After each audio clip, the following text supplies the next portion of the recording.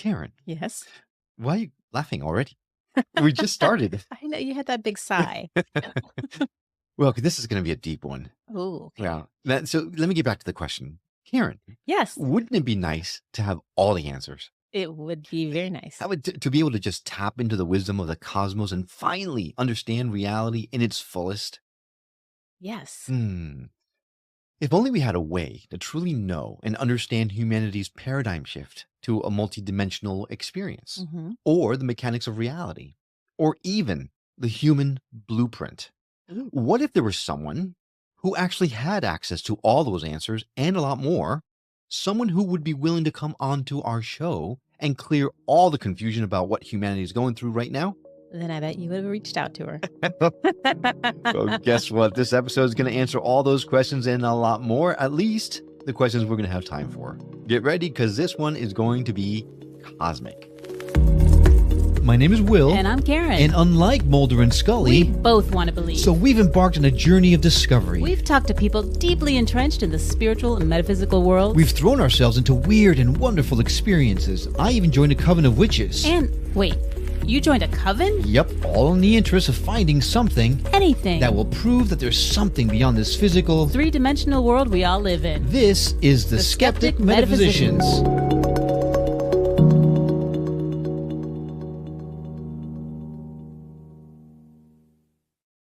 Ladies and gentlemen, skeptics and seekers alike, get ready for an intriguing exploration into the realms beyond our everyday understanding. I'm Will, And I'm Karen. and today we're honored to welcome Rebecca Dawson, an international consultant, a speaker, and author whose journey into the metaphysical began with a spontaneous event at the tender age of 18, a moment that opened the door to a remarkable gift of channeling.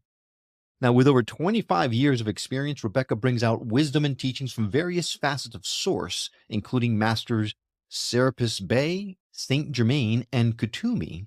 She serves as a beacon of enlightenment, delivering cutting-edge insights into humanity's paradigm shift towards a multi-dimensional experience. Having conducted over 2,000 channeled sessions and hosted tons of workshops, seminars, and retreats worldwide, Rebecca is also the author of 4 transformative books: The New Human Experience, The Game of Purpose, The Agreement, and, I don't know if I'm going to say this right, but Fu, The Return of the Magnetic Human? I'm sure she's going to correct us. That's right. Today, we delve into the mind-expanding insights and experiences of this extraordinary guest on the Skeptic Metaphysicians, Rebecca Dawson. Welcome to the show. Thank you so much for having me. I'm delighted to be here with you. We're delighted to have you. And I now feel so unaccomplished. I know, it kind of makes you feel small, doesn't it? Rebecca, first and foremost, I'm so sorry about the snafu, pardon the pun, on the book. How do you say that? Is it Fu? It was perfect. It is Fu. Ooh. Yeah, I got one. I was also challenged with that one when it came through. Because a part of me wanted to say it a different way. And I figured maybe just err on the side of caution. This is going to be exciting because we've talked a lot on the show about reality and the multidimensional experiences and things like that. But you actually have been able to tap into some of the most renowned ascended masters to tap into some of this wisdom and this knowledge, and you now have at your fingertips the answers to everything, right? Well, I love the way you framed that. It sounds wonderful. But as we know, the more we know, the more we realize we don't know. So I have the great privilege and honor to be a participant in bringing these views forward. As humanity's consciousness shifts, we get a slightly different view that opens us up into reality because, as you know, our human minds can only grasp so much at a certain time. So I'm as curious about it as you are. Well, this is going to be great then, because there's a lot of curiosity going on. I guess first and foremost, let's just put it out there. You are not a trance channel. You are fully conscious as you bring the information across. And perhaps a little bit later in the show, we might be able to tune into something like that on the show, which would be great. But I want to call out something you just said, that our mind can't comprehend the true reality of us, for lack of a better word, right? Of our oneness. Why do you think that is? Why can't we comprehend it? Well, I think there's a couple of different factors involved here. One is the way that we've been taught to use our minds and our brains through our childhood and through our education and conditioning is through the absorption of information. And when we absorb information, we're only absorbing what's already available within a collective conscious field of humanity. Whereas more and more of what's becoming available to us is coming up from within and out. So the human mind naturally will reject something that's coming from within in favor of something that's already sitting in the external reality. So that's one reason it's hard to bring in anything new unless you have something in your memory system already to reference it against or check it against, which is why so many people, when they have amazing spiritual experiences or they perceive something profound in a meditative state, unless they have some reference for it in their memory system or somewhere in the external, it's very easy to either reject it or forget it completely if the mind can't reference it to something. So that's one reason. And the other reason is that we are taught to use our minds in a very linear fashion, which means that everything's about moving towards into the future or referencing it from history. And most of the concepts we're discovering about reality and what we are really as beings and as cosmic beings has so much scope beyond linearity that our minds are only glimpsing one small sliver of what is actually occurring in any given moment. Well, getting back to the first reason you gave, I can kind of understand also people not trusting that they're just not making something up.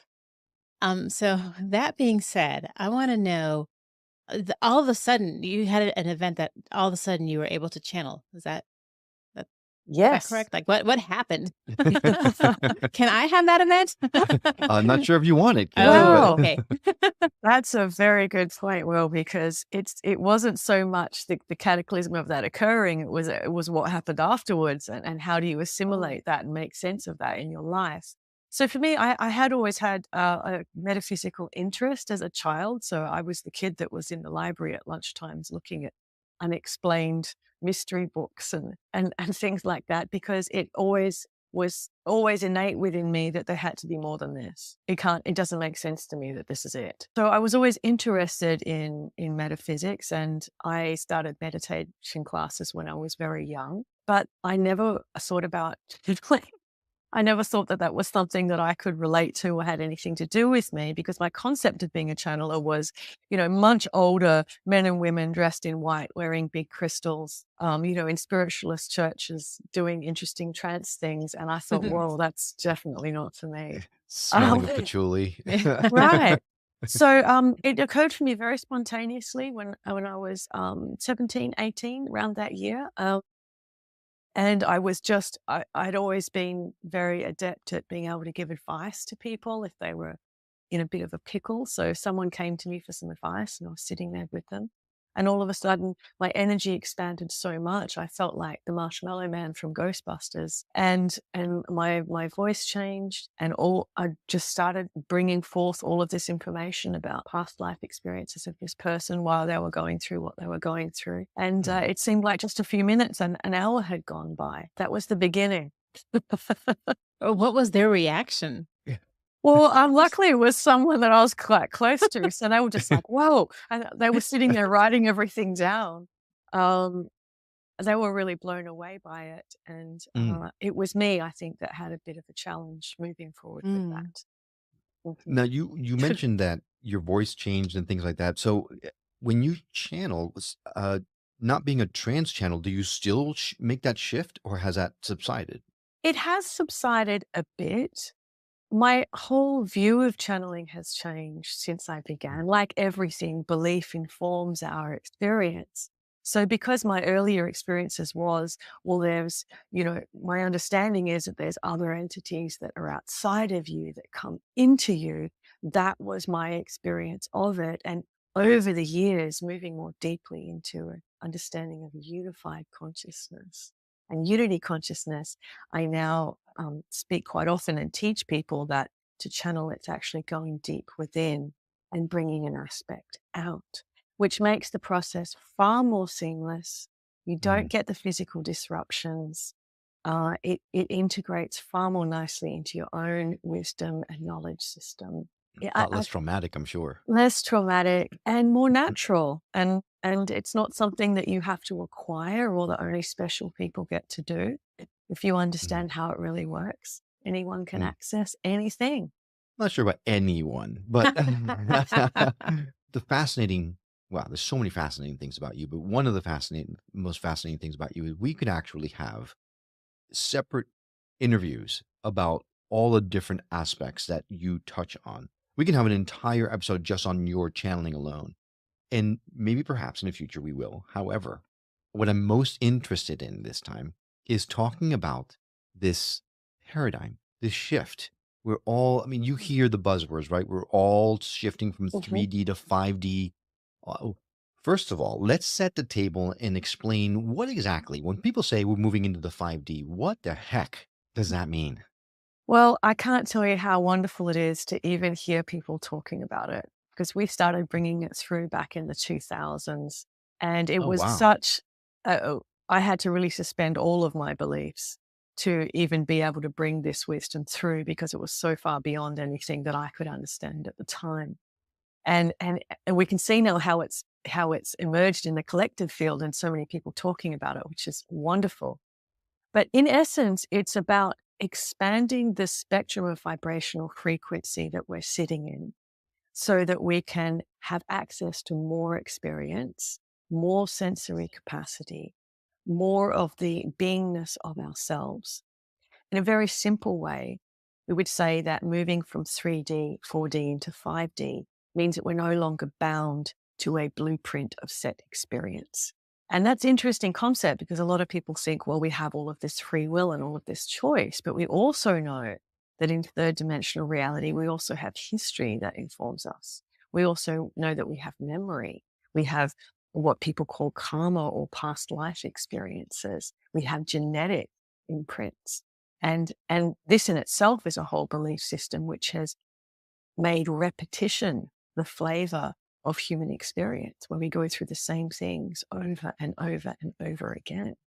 So the shift out of that and into fifth dimensional reality is giving humanity again the opportunity to actually create our blueprints, create new experiences for all of humanity, have a completely different set of possibilities that we couldn't see or experience before.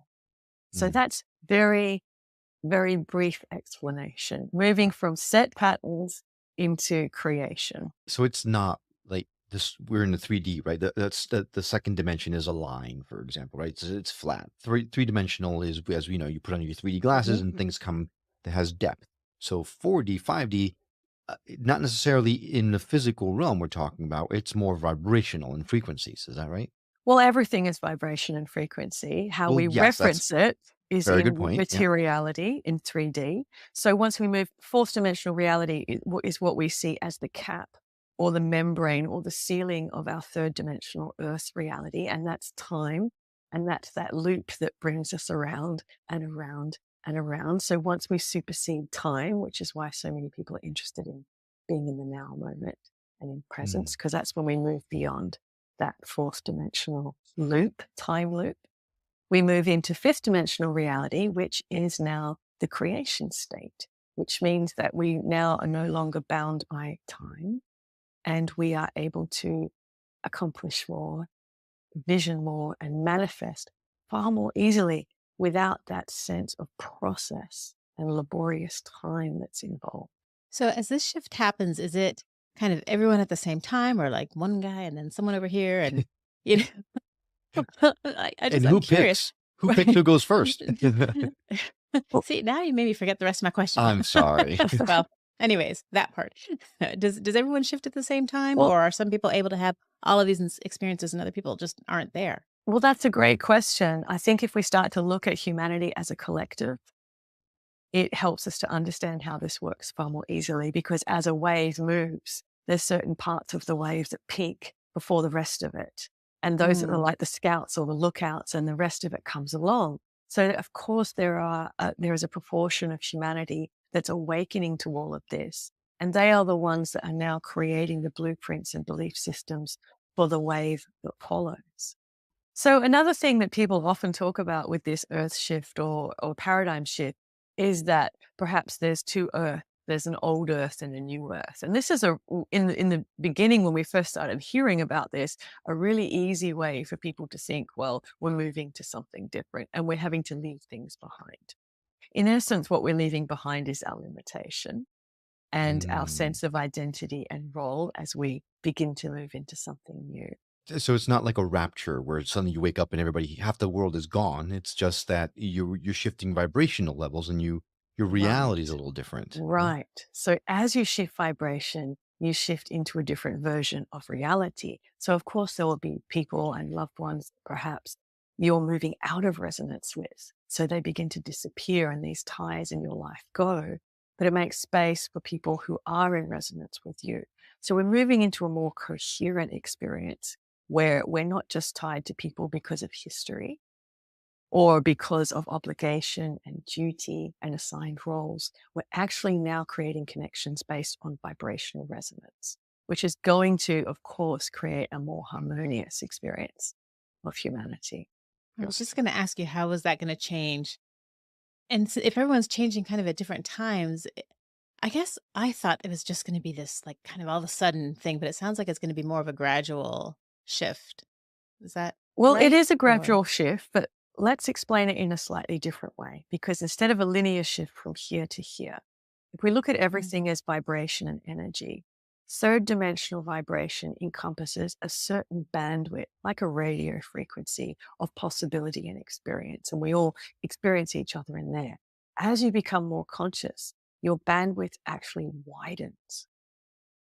So you now can see more. There's more opportunity and possibility for you. But that third and fourth dimensional bandwidth still exists there. And so people that become more conscious and expand in their consciousness can now embrace and accept and love unconditionally everything that's sitting in those narrower bandwidths. So in essence, we're not moving from light to dark necessarily, or positive to negative, or from one end of the spectrum to another, because that's linear, it's one line. We're actually expanding the bandwidth of the line to encompass everything. So there are those that will expand faster than others, so that there are new things for people to discover once they begin to move out of that limited range of perception. And this is where Mhm. the innovators and the real thought leaders are sitting, on those outer layers of the bandwidth. So how can someone prepare themselves? Let's say someone asking for a friend wanted to be one of the ones that expanded quicker than others. Well, oh my god. I'm not sure why you're laughing at me, but uh, this is a very good friend I'm asking about. This For- is just such a you question. I want to do it really fast right Yes, away. yeah, and but thankfully it's a friend. It's not me. Oh, yes. So if someone wanted to prepare themselves or help themselves to the expansion Mhm. quicker, can someone do anything to get themselves more aligned with that thought process? Well, there's a lot of thought around that. And there's a lot of people I know that are doing great things with encouraging people to eat well, you know, be mindful of their emotions and their thoughts. Our view is a little bit different from that, because we tend to take the macroscopic view. We tend to sit on the outside looking in. And what we would say is that the shift is happening anyway. You can't really accelerate the shift. It's happening. Mm. What you can do is give yourself permission to relax into it and know that as we begin to expand, you're not going to move into a place where everything becomes very harmonious and regulated. And now I know where I'm doing, and now I know where I'm going. The opposite is true. As you start to expand, you're going to move between feeling like a human that's in fear and anxious, and in other moments feeling completely elevated and I'm not really worried about anything or attached to anything. So the Uh, more we try and stick to consistency, and the more we try to place ourselves where we think we should be, actually the less available we are to the shift. Interesting. Okay, so let's say this friend of mine is really conscious about following the path or being open, but finds themselves losing track, getting back into the rat race, for lack of a better word, focusing suddenly on the three-dimensional, on success, on work, on the day-to-day. Are you saying that if my friend focuses on work constantly and doesn't pay any more attention than others in enlightening aspects, that person will still shift? Or is that going to delay the shift because they're not focused on awareness and openness and are instead focusing on the three-dimensional world? Well, we can't delay the shift. The question is, Cannot. how comfortable do you want to get with it? And what you'll discover is it's becoming more and more difficult to stay consistently focused on anything. So even if your friend wanted to consistently get involved with work and success, that would be disrupted quite often. And you'll move you'll move into disillusionment with that, and then go into the, I don't know what I'm supposed to be doing. I don't want to be doing any of this anymore. And so you start to pulse in and out. So it's like fighting an inevitable expansion. You can't stay focused on one thing for too long.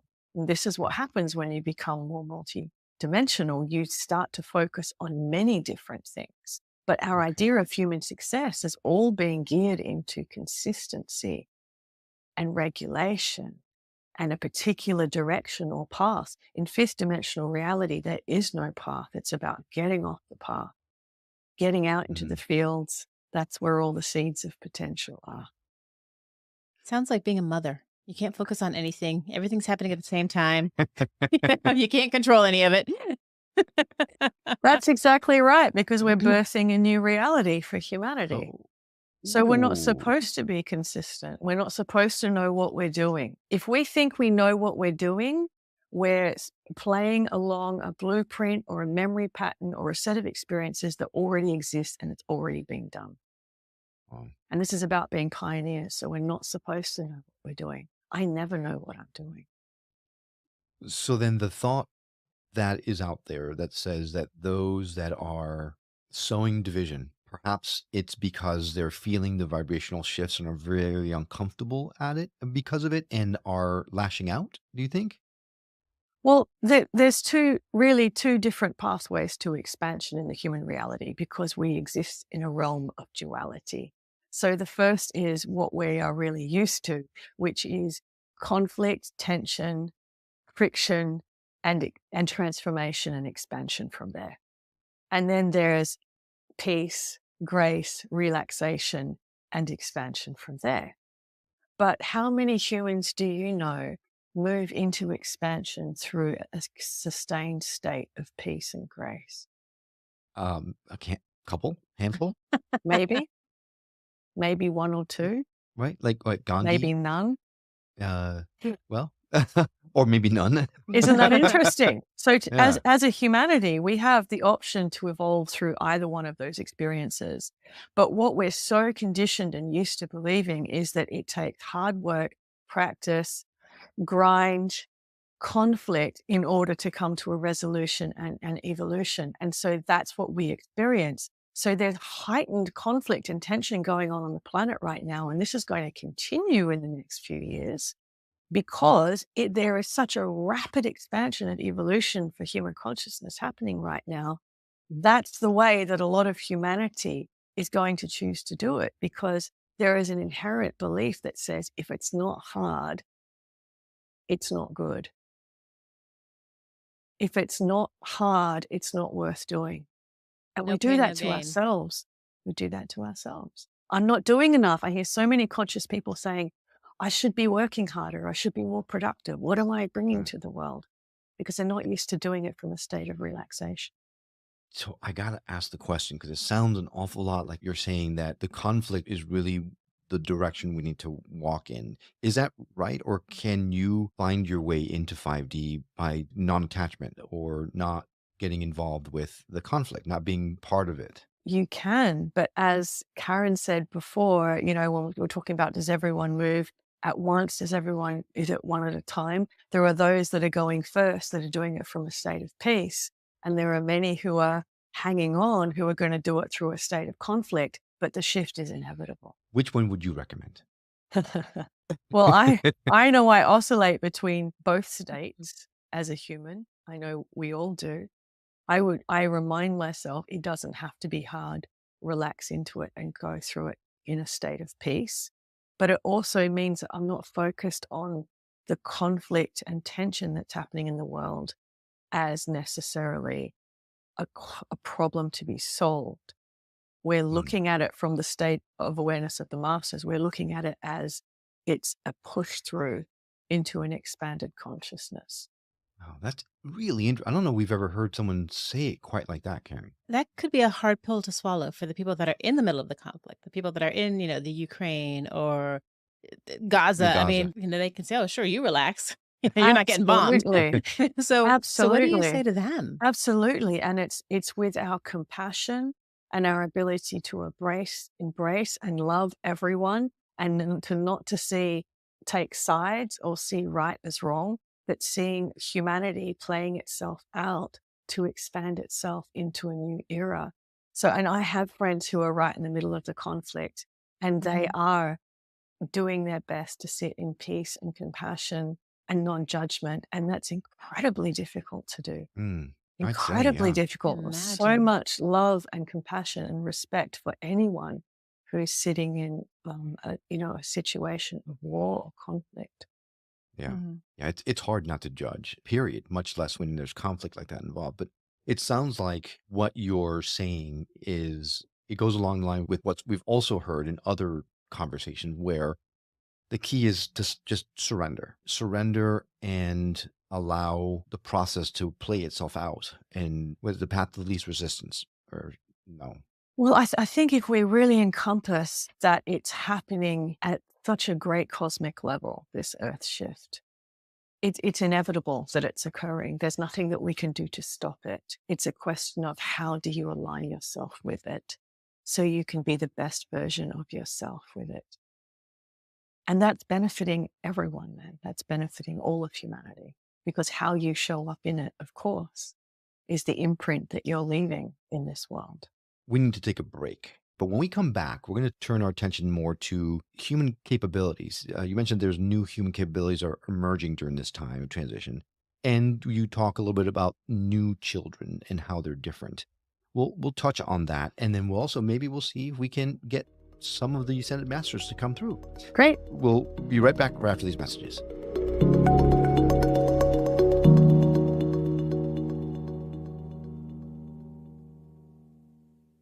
Welcome back to the Skeptic Metaphysicians. We are talking with Rebecca Dawson, who is absolutely blowing our minds. I know I say that a lot, but this time we are really getting our minds blown, because we're talking about the shift from 3 to 5D and what that all entails and the best move forward and things like that.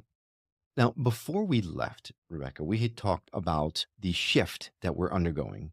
And you mentioned on your site that there are new human capabilities, or capacities actually is a better word, new human capacities that are coming out during this time of transition. What exactly do you mean by that?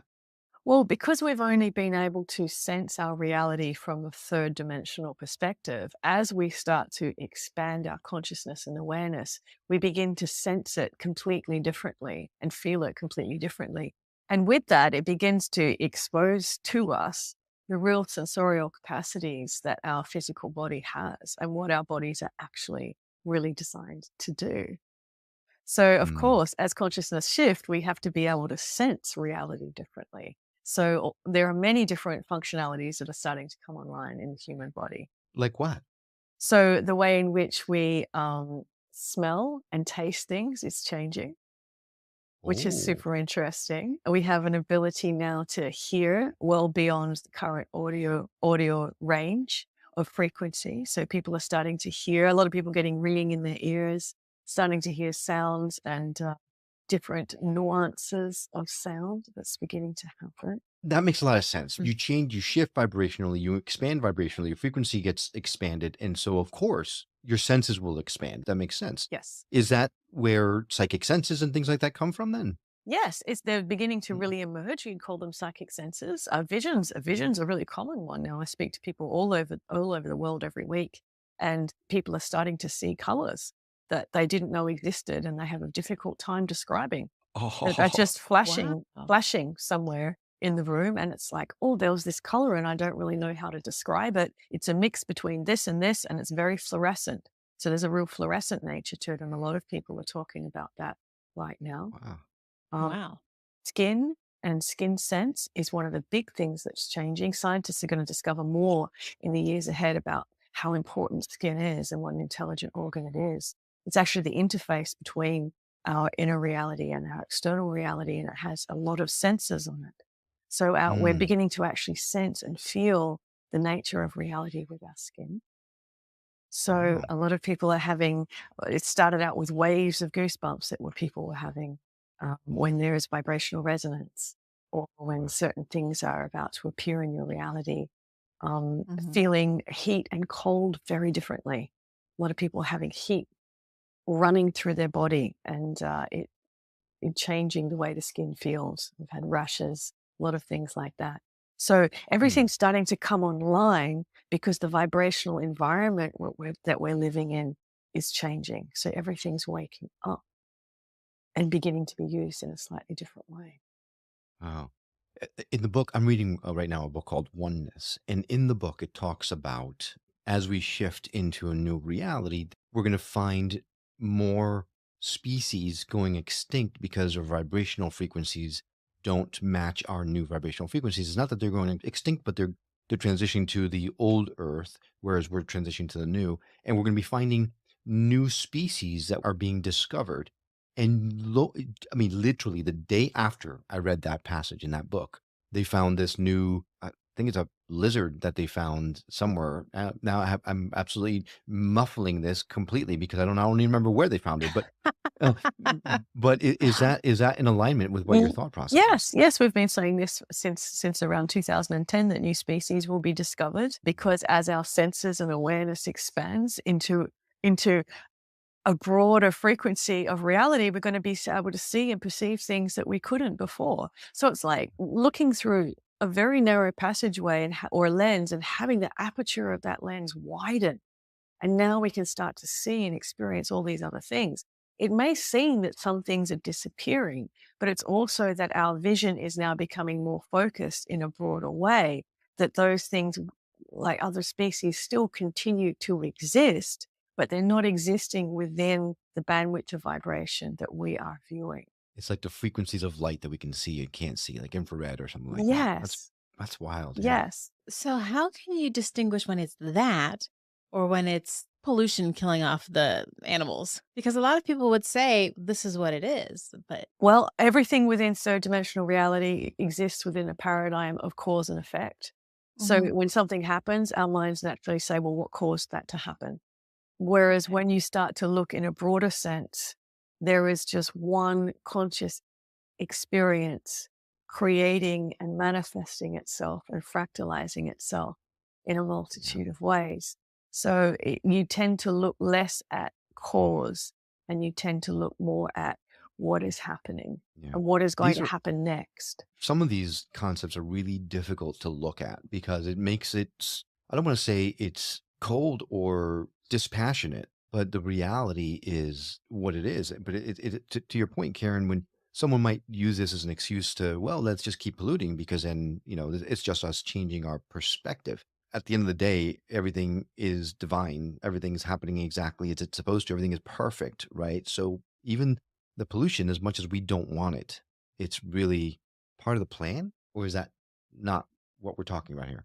Well, there are certainly, as we suggested in part of the third dimensional blueprints for reality, is we have the same experiences recycled over and over and over and over again. And we have certainly had, I think that from what I remember the master saying, this is the 5th cycle of a similar set of experiences for humanity, where humanity reaches a certain perceived peak of technological or advancement and in essence turns in on itself and destroys itself. So we've been here before and it is part of a pattern. So, but this is the first time there's been a shift beyond it.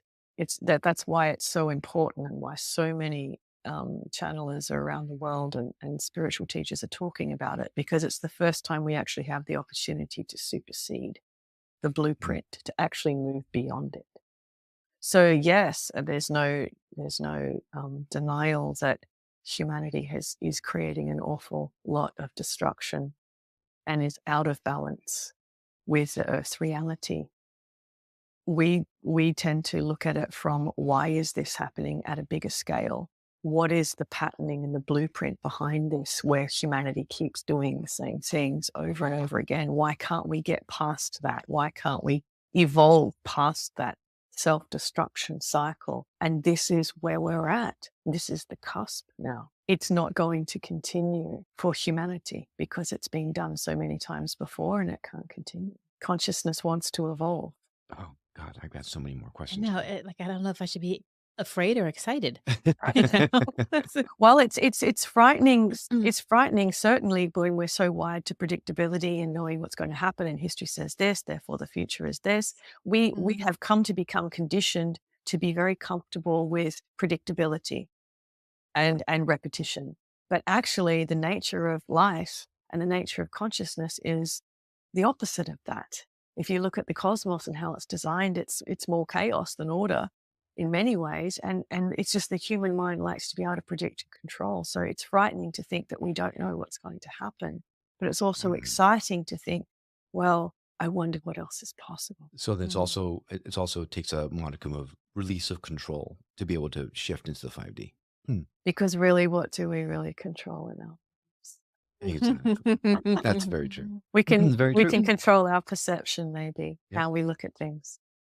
Let's shift a little bit to the new children. Everyone's talking about this new generation coming through who are so different and so much more in tune with those vibrational frequencies that we're trying to aspire to. What makes them so different? Aren't they amazing? Well, the Yeah. first thing we notice about these younger generations coming through is that they don't like control, and they don't Yes. like order, and they don't like regulation, and they don't like having to focus on one thing for too long. There's been a lot of more recent diagnosis in children with attention difficulties and behavioral Mhm. difficulties. And I know I've certainly been through that in my own experience as a parent. If you begin to look at the way in which fifth dimensional reality operates, it's multi-directional all the time. Nothing's meant to be consistent. It's a huge creation period where you could be interested in this, and then this, and then this, and then this, and then this, and you can't see any order in it or any connection in it. But when it all starts to bloom, it all becomes interconnected and one thing. So younger children now, they have less of a desire to be consistent and move in a particular direction or path. They have less desire to do things in a regulated way. The more spontaneous you can be with children, the more you can ignite their true sense of self. And they can really surprise you with what they come out with. They have incredible senses, much like the senses we've been talking about. They tend to be more what we call psychic because their senses are already adapted and wired to the life experience they're going to have. And we're sitting in the middle of this shift now, on the cusp of this shift. They're coming into it. So they're already wired really for what's ahead. And they like to ask a lot of questions. Gosh, that as parents makes the situation kind of difficult because you want to guide your children, but if they're actually more evolved than we are, maybe they should be guiding us. Well, I agree. It's very difficult because especially if we're used to being raised with, regulation and rules, and this is how you keep your children safe. I think one of the most important things we can do for children is to really honor the wisdom within them and teach them how to listen to the voice within, because their consciousness is always going to guide them in the best possible way. They have something innate within them that's like a GPS. And then there's all the societal constructs and rules of what you should or shouldn't be doing. So to always say, well, this is what you're supposed to be doing, or this is what the rules are, or what the expectation is, what does that inside you say? And that way they learn to become very self-guided early, and also learn how to negotiate with the external rules and environment too, because they still have to live within a system to a certain extent. I do want to see if we can usher in some of the masters, but one question before we do that, because it struck me when I was doing research into you. And this is about talking about your latest book, Mhm. Fu, The Return of the Magnetic Human. You mentioned that Fu invites us to return the natural law and magnetic design of humanity while revealing the construct and coding for introduced systems of order that have become the foundation of a simulated Earth reality. What does that mean? In a couple of minutes? I was uh, going to say, this is not a short answer question. yeah, I'll do my best. we may need to split this into 2 shows. All right. So because we're used to viewing ourselves and experiencing ourselves in a linear reality, if we look at third dimensional reality almost like a grid system or a grid structure, we can look at how we move energy around the planet in terms of how we contribute energy, how we receive energy as a grid system. And so we have this paradigm where if I put in a lot of effort, I'm going to receive something. I put something into the grid, I get something back. And in a similar way, we progress in a very sequential, linear way through life. I go from this step to this step to this step. It also suggests that you are part of a connection or a network. And if one part of that network or connection breaks down, everything breaks down. You don't get the due that you have. It's not an equal give and take, let's say. It's not an equal give and take. As we know, the law of the universe is, as you express, you receive. And this is denoted in so many different religious and philosophical texts. So we look at that almost like an electrical grid system. And that's where all beliefs lie. If you don't participate, you don't get to receive. If you don't get up and do your work every day, you don't survive, you don't progress, you can't be here. If you don't have a role to play within that, you're invalid. So once we start to expand our consciousness, we start to remember the magnetic truth of ourselves. And magnetics are self-sustaining. It's like a toroidal system within ourselves. We don't need to be part of the grid that we have to keep donating energy to in order to continue our survival here. So much of what we believe we need to do to survive here is based upon a belief in a requirement to participate in a system. If we don't participate within that belief system or that energy transference system, we cannot survive here. Is that really true? Are we really sovereign as humans? Do we need to keep donating energy in order to survive? Interesting, isn't it? Doesn't even begin to cover. These shades of the Matrix, right? You got to unplug. Stop giving your energy to the machines. Oh my God. I need to talk to you for at least another 3 hours. I've got so many more questions, but we promised the audience. So I do want to see if by chance some of the masters might be willing to come out and say hello. Sure. What we'll do is we'll just dive in and see what it is to be expressed, unless you have a specific question. No, I'd love to hear what they have to say. I might have follow-up questions afterwards. Sure. Or, I don't know. Let's see. Greetings to you, we are with you. Your curiosity, of course, is the signature energy that will allow humanity to thrive and to flourish far more easily during this tumultuous experience of change. Curiosity is what allows you to become non-attached to what you already know. Curiosity also is the hallmark of the children that you have in your midst. They are not so satisfied with what is already on display. They want to know what else is possible. And so, of course, if the question here is, how can humans become more comfortable in what is occurring within your reality? We would say to you, remain curious, because it is the spark of life within you that enables you to be able to create more.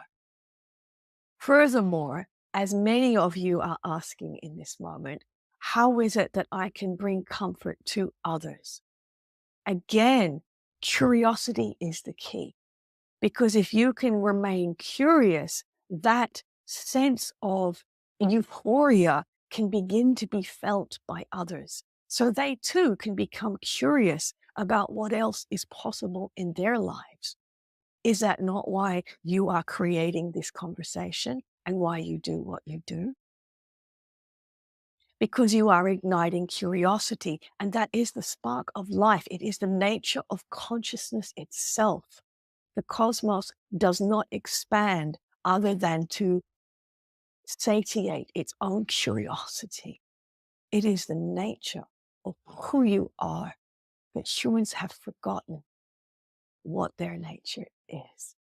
So you're saying that human nature is curiosity, but we've heard that human nature is the true nature of humanity is love. Is that at odds with each other? Well, we would say that love is the state at which humans feel that they are in peace and that they are in acceptance and can embrace all things. We would say that love is the crucible, is the platform from which curiosity arises. Because it is when you are at ease with yourself that the curiosity is there. And that is the life essence. That's what propels you forward and out into experiencing more. Love is a very restful, receiving, embracing platform from which curiosity arises. It is the flame within the crucible, is the curiosity within the state of love. Because if you are not in a state of love, curiosity does not feel like a spark of life. It feels like a fervent desire to solve a problem.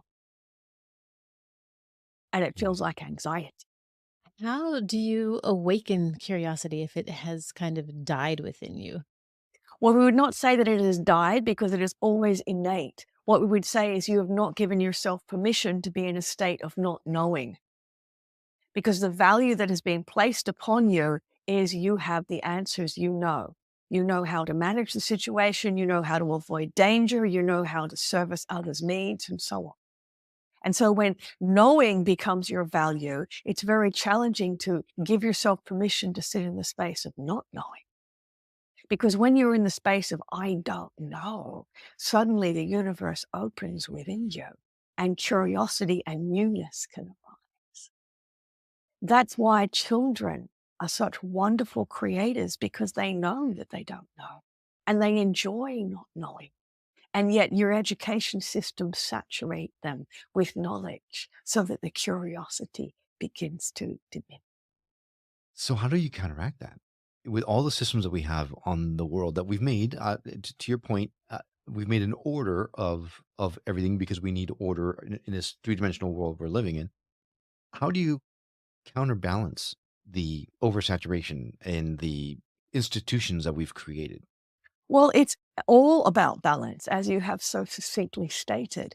You live within a reality you call the earth reality.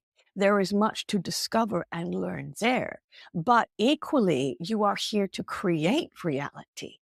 And therefore, one must know their environment before they then begin something new within it. Otherwise, you would be all creating different worlds that would not harmonize with each other and therefore transform humanity as a whole. It is a balance between knowing that this is what I understand to be in the external reality, but am I also paying attention to my internal reality? This is the external knowledge and wisdom. Am I also paying attention to the internal knowledge and wisdom? And to be supplementing external knowledge with internal knowing is incredibly important for the evolution of humanity. There is so much more yet to be delivered into this world. How do things arrive in your reality? They arrive through you. Agree? You are the portals between the unseen and the seen. The mother gives birth to the child. Life arrives through you. Agree? Ideas are birthed into the world. They arrive through you. You are a portal into this reality.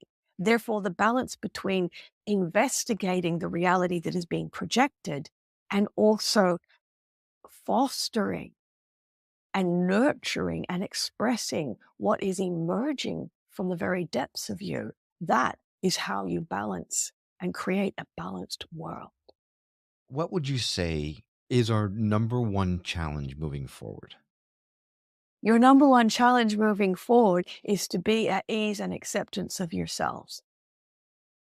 Because almost every human that we converse with has great aspiration and great desire for improvement, for expansion, for peace, for harmony. But the great battle is within oneself.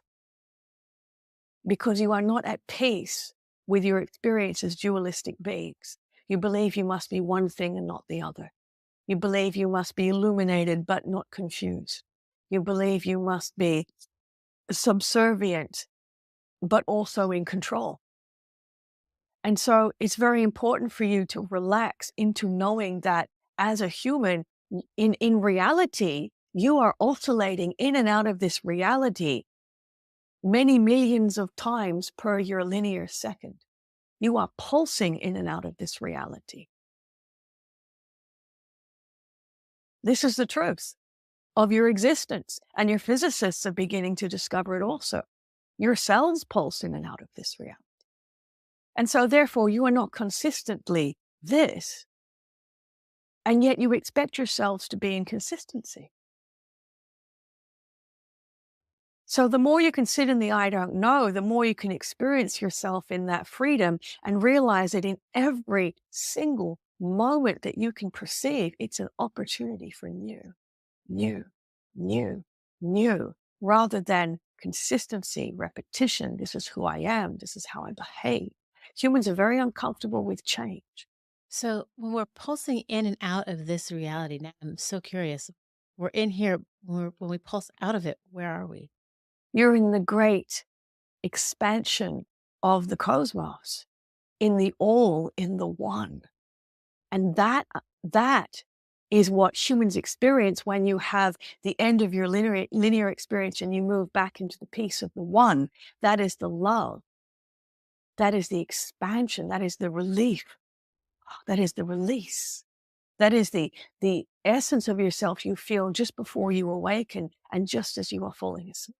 So those moments when you feel bliss during a deep meditation, for example, or your consciousness is expanded, is that what you're accessing? Yes, because when your consciousness is expanded in that way, you actually feel yourself in that state of wholeness or oneness and simultaneously within this reality. Now, it is the masterful, expanded conscious human that can feel themselves in both. Can you live in both at the same time without pulsing in and out? You are living in both at the same time. I knew you were going to say that. Of course you did, because you already know. The question is, how can your mind become aware of it? What's interesting is your body's already becoming aware of it, because your body is always feeling quite strange recently, agree? It's becoming deregulated. Sleep patterns are being interrupted. Temperature patterns are being interrupted. Hormonal patterns are being interrupted, because the consistency of your simulated reality is no longer being recognized by your consciousness. Your senses are now superseding the containment of that limited view. And soon your minds will begin to catch up if you actually pay attention to what your senses are telling you. See, you keep using the term simulated reality, and it keeps grabbing my attention because to me, simulation is there's a simulation theory, right? That this is all fake, that this is all just a virtual reality game. Is that what you're talking about here? Is that what you're saying? Well, that's how you understand holographic reality to be within your limited spectrum of sciences. If you understand the nature of the cosmos, everything is a holographic projection or a fractalization of the one. And so even within your personal experience, everything you are experiencing is a fractalization of the essence of your particular vibration and frequency. The question is, how do you create a harmonious humanity? How is it that humans can actually begin to create individual realities that begin to harmonize? And that's when you begin to supersede a dualistic experience of your world. My God, I need so much more time with you. You just talked about individual realities, right? That brings up a whole other rabbit hole that we can go down. Thank you so much for coming and speaking with us. I need to release you and start speaking with Rebecca again because we're quickly running out of time. But is there anything, any last minute wisdom that you feel important to impart to the audience right now? Yes, relax. You don't need to control it. It is as it is, as it is. Be like children. Be open to discovering how it really is. I am curious once again to be in this world. Any limitations we should put on ourselves? We're regarding that question with humor. because not even you believe that that's true. Yes, but we will humor you and we will give you permission to not have limitations if that is what you require at this moment. Okay. Yes, very well. It is our joy to be with you. Be curious. Thank you Peace be very with much. you. Thank you. Okay. Whoa. All right. So, full disclosure, we've had several channelers on the show, and it always feels weird talking to you, not being you. Oh, Right? okay. However, I found myself getting that it was you. Does that make sense? Right? I Yes. was perfectly fine having the dialogue with Mhm. whoever it was that came through without thinking this is Rebecca channeling. When we spoke to other channelers, I'm conscious of this is someone that's channeling something. Uh-huh. Whereas with you, it was like I was having a conversation with whoever it was I was talking to. It was remarkable. Oh, I loved it. Thank you. I'm glad it was relaxing for you. I think because I've been doing it for so many years, it's so integrated. And also my view is that I just dive in and it's another branch of the cosmos coming out. So it's not such a marked shift in energy. Thank you for your amazing questions. Gee, there were some big ones in there, though. I All had a the big lot more ones they didn't in one ask. show. Yeah. I was trying to get as many as I Oh could in my there. goodness. Well, I'm always Wow. available to chat more. So if you feel inclined to have another conversation, I'd be delighted. Oh, we'd love it. I truly, I would absolutely love it. So Great. no sooner do we hang this call up that we're going to need to connect with you again. Great. This was fascinating. Mhm. Thank you so much for taking the time and talking You're with us. welcome. If someone wants to reach out to you, and I know that you're not currently doing private sessions. However, if someone can reach out to you with questions or to connect with you somehow, what's the best way for someone to do that? Just my website, which is my name, RebeccaDawson.com. I've got lots of free content on there to explore and a YouTube channel as well, but you can find that through the website too. Great. And also your 4 books. We're going to add links to all of that in our show notes. If you'd like to go to skepticmetaphysician.com, go to her episode page and you'll find all those links directly laid in there in the show notes or on our website or on the blog. So, Rebecca, once again, it has been an absolute pleasure and an honor. Thank you so much for coming on the show. Thank you. Thank you for having me. It was a beautiful conversation. And a huge thank you to you. We know that there are tons of options out there, and having you decide to come along on our journey of discovery with us is an absolute honor for us. We hope you've enjoyed this conversation as much as we have. We'd love for you to contribute by sending us a voicemail or an email from our website, or leave us a review on Apple Podcasts or any other podcasting platform that supports them. Karen and I love hearing from those that are moved to message us. It truly does fuel our passion. You are the reason we do this show, and knowing what you like and don't like help us craft the very best show we can so that we can help raise the vibration of the planet together. Well, that's all for now, but we'll see you on the next episode of The Skeptic Metaphysician. Until then, take care.